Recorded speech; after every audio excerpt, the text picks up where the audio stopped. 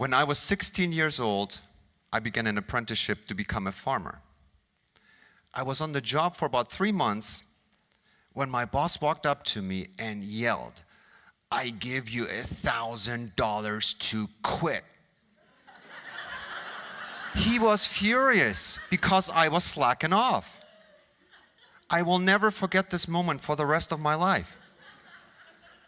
I was shocked. I was stunned, but mostly ashamed. Although I was a city boy and had only been working on a farm for a few summers, I thought I knew everything. Well, I didn't. But I wanted to finish what I started. I liked working outside and with the animals. My boss challenged me to either shape up or ship out. So I got my act together and stayed. The experience has changed my life.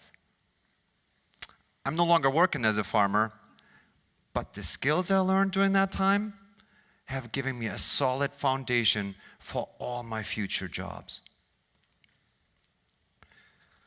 You see, I did not go to college right out of high school. I graduated after 10th grade at the age of 16 because I grew up in Germany and I had a choice. I could choose between the academic and the apprenticeship route. I hated school, so having a choice prevented me from dropping out. I did go to college much later at the age of 29 and earned a degree in business administration. At that time, I had changed careers and I was working in marine hardware sales. I had done a second apprenticeship and I wanted that education. I was ready for it. And honestly, my work experience greatly benefited my learning. Apprenticeships. Apprenticeships are the backbone of the middle class in many countries. But here in America, their value is totally underestimated. And that's a shame. We need to transform our K-12 education system so it does not automatically push our children into the academic route. Not everyone has to go to college right out of high school. High school and college dropout rates are high. In many cases, because of boredom. I believe in apprenticeship education as a solution to a number of problems in our schools, in our businesses, and in our economy. We need to get our kids engaged in hands-on learning in their areas of interest. And we have to get them engaged in areas where we have a need. Their education has to match with what's happening out in the real world. Apprenticeships offer tremendous opportunities, and not just in manufacturing. We know that the lack of truly skilled workers is critical in many industries, and this has escalated over the last decade. We need to find new sources of skilled workers. Our largest source is our middle and high schools. But there's a problem. Our K-12 education system is currently heavily geared towards higher education. It does not prepare our kids for success in industry. I run a small company in Everett, Washington. We have 30 employees and manufacture a variety of plastic parts. I was hired without a plastics engineering degree because my boss knew I would learn everything necessary on the job from my coworkers and mentors. My current employees also have learned on the job, and they have very valuable skills and are extremely hard to replace. But none of them needs a college degree. Ever since I was hired 17 years ago, finding qualified employees has been a problem. 3 years ago, I was in desperate need to find a new mold maker. My principal mold maker was about to retire, and I had to find a successor. So I advertised locally, then nationally, and finally hired a headhunter without success. I talked to our local community colleges. but they couldn't help me either. So my only solution was to start an in-house training program and to find an apprentice. So I called the Department of Labor and Industries, which oversees all apprenticeships in our state, and they referred me to AJAC. AJAC stands for Aerospace Joint Apprenticeship Committee. Let me tell you more about AJAC. AJAC is a statewide nonprofit organization which brings to the table employees, employers, educators, and the Department of Labor and Industry. So far, AJAC has developed 6 advanced manufacturing apprenticeship programs. Our state has about 200 registered apprenticeships. That's not very many considering the thousands of occupations we have. Our current workforce includes highly skilled workers who offer valuable knowledge and skills they have acquired through years of experience. We have to capture that knowledge and help these retiring workers to pass it on to the next generation before it is lost. AJAC does that by hiring and training these workers as teachers. In businesses with apprenticeship programs, these individuals become mentors. So I called AJAC, and in fact, yes, they had a 5-year apprenticeship program for mold making. Believe it or not, a few days later, a young man walked in the door and dropped off his resume. He had just been laid off and had some prior experience as a mold making assistant. He became our first apprentice. You might want to know how he feels about that decision now. Well, he still feels very fortunate that he took that opportunity. And he says that he would not have achieved his financial and professional goals to date going a different route. As for our business, we have added 4 more apprentices. They are the basis for our continuous growth. Now, let me explain apprenticeships and dispel some of the misconceptions you might have.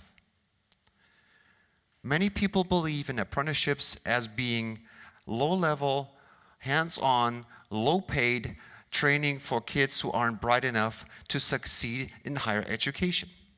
In short, kids who aren't smart. Wrong. Totally not true. I don't see myself as being a loser. Quite the opposite, actually. We're talking about education in state-approved programs which last 3 to 6 years. Apprentices earn a good living wage while working full-time in state-approved businesses called training agents. In addition, they take classroom training for about 4 hours a week. They get raises every 6 months if they perform well on the job and in class. The tuition is paid in full if it is an AJAC apprenticeship. Other fees for like registration and books and stuff like that is usually covered by the training agent, provided they pass their classes with A and Bs. So students graduate with professional certification, college credit, skills for life, and no educational debt. Yes! Thank you. But here's the best part. Our schools can prepare our students for apprenticeships. Let me tell you how. First of all, middle and high schools need to provide CTE, which stands for Career Technical Education. With CTE, students study careers in industry and business and connect with people in those fields. CTE is also considered the dropout prevention program. Students discover their interests and then see when and why and how they need more academic training down the road, just like I did. Second, there's a program called Core Plus. inspired by researchers from Harvard and MIT in 2011, the Boeing Company collaborated with government and other businesses across the state to create the Core Plus initiative. The intensive Core Plus curriculum ties directly into CTE and STEM and connects K-12 with post-secondary learning, like apprenticeship programs. With Core Plus, students are exposed to more in-depth work-based learning at an earlier age, and Core Plus connects businesses with education at all levels. Core Plus is currently offered in 5 major industry sectors.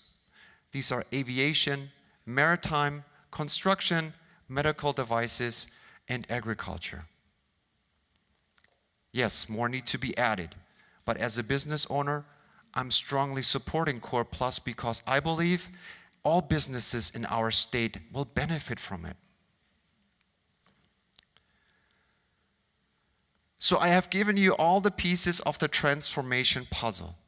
Now let me put them together so you can see how it all would work. Number 1, school districts need to provide coherent CTE in middle schools and high schools. Number 2, high school CTE uses the Core Plus curriculum to prepare kids for apprenticeships.